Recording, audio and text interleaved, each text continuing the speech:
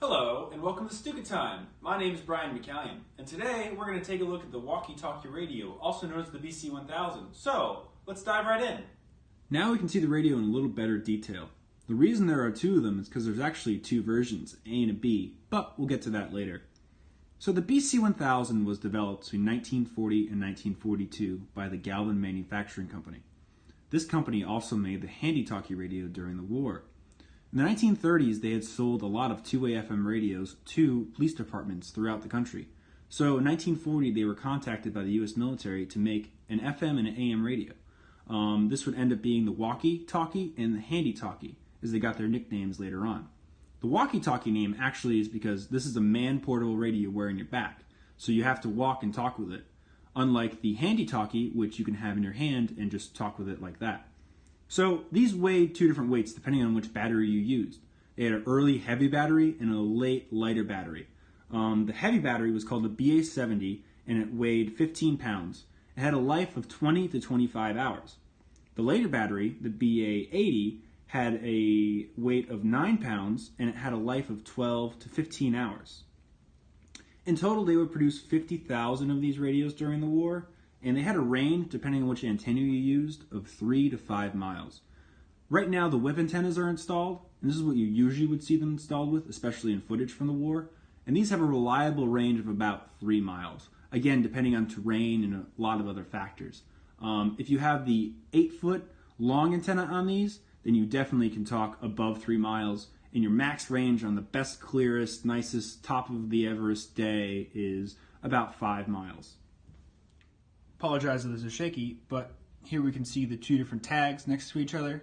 On top is the A, which was actually produced, as we could see, in 1943, and on the bottom is our B, which hard to make out because it's very rusty, but actually says 1944 production.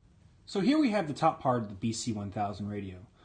Everything that's outside of this cover right here is there for a reason, so that you can work on it and tune it without having to open the cover, because underneath here are some very delicate parts. So looking on the outside first, over here we have our on-off switch. Off is all the way to the left. You see there's a little indicator right there. And here it has volume. So to turn the radio on, just turn this to the right, hear the click, and the more to the right that you go, the more the volume goes up. Now depending on where your squelch is set will depend on the actual how loud this radio is, but we'll get to that in a second. So these two jacks right here are for your handset. The left is for your mic and the right is for your phone. Now looking at the handset in detail, here we can see it. The way to use it is you turn this dial any which way. It doesn't matter if you're right-handed or left-handed or the direction you push it, but to talk on the radio, what you do is you twist this and talk. And to break, you go there. So that's how the handset works. Pretty straightforward, 2 plugs. So moving to the right, we have our antenna right here. And our antenna screws in here. This is the small whip antenna. And we actually have a ground. And this is because the whip antenna is different than the 8-foot long section antenna. You actually have to ground it out to be able to use with this radio because they operate on 2 separate frequencies. The 8-foot long section does not have to get grounded out because that's actually made for the radio. They realized that 8 feet of an antenna is kind of hard to walk around with, so they changed the design during the war. So now we're going to get a little bit more up close and personal with the radio. First, squelch. Squelch is very important because squelch is what you hear in the background during a radio transmission. That's the static. If squelch is off, all you're going to hear when you talk on the radio is voices coming over the net. So if you want a little bit of background noise, and you can afford a little background noise, isn't really the question, then we turn this dial. And the louder that this is, the louder that you're going to hear the radio. And using these two in conjunction, you can get pretty good noise volume control with the radio for exactly what you needed and for the situation that you're in. So a pretty cool thing in the radio as well is that it actually has a little lock. You can lock what channel you are in. So looking at the dial over here, and I apologize for the glare, if we go to the right, we go up in channel, and then if we go to the left, we go down in channel. So let's say we have to lock this thing on 23, channel 23.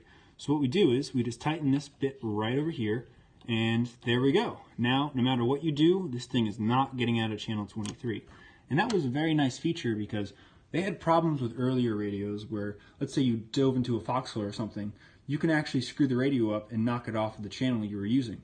And unless you're on the right channel, then a radio is useless for what you need it for. So now I'm going to show you how to change the battery. And to do that, we have to take off the back pad.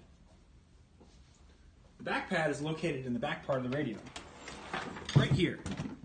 And to do that, we have to take off these two snaps here. Once this is done, there are 6 separate clips all along the sides of the radio that we then have to take off. So, make it a little easier here. 2 in the back, 2 in the sides, and here are the 2 in the front. Now the top part of the radio can come out. And what we get is, it didn't come off fully, is this. We have our power cable, and we have 2 sets of straps. And these straps have to strap onto the bottom portion of the battery. This piece clicks into the top and just is centered in the center here. The actual portion of the battery box on the bottom is just hollow. And the early battery, the Bc-1000, I'll try to get a good angle of this for you. You look, there's nothing in there. The Bc-1000 actually was the size of this box. And you can see how heavy this radio was early on, because that's a big friggin' battery to carry around. 15 pounds of it. So this is why later in the war they actually made it a lot smaller and easier to carry. So from 1942 until 1945, over 50,000 radios would be produced. Both the A and the B variant was made during the war. There was a C variant that was made after the war, but we're not going to talk about that. The A's and the B's differ with the wiring they used for the vacuum tubes.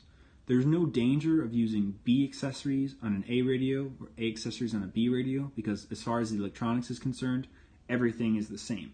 But there was enough of a change where they had to mention it in the techno manuals, and they did change the actual designation of the radio from A to B.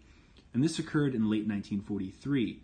Bs were produced in time for D-Day. They actually have found in the last few years a few B receiver sets with their tags with bullet holes in them on the beach. So it's not like the B didn't see any combat during the war. It saw just as enough as the A, but it was produced a little later.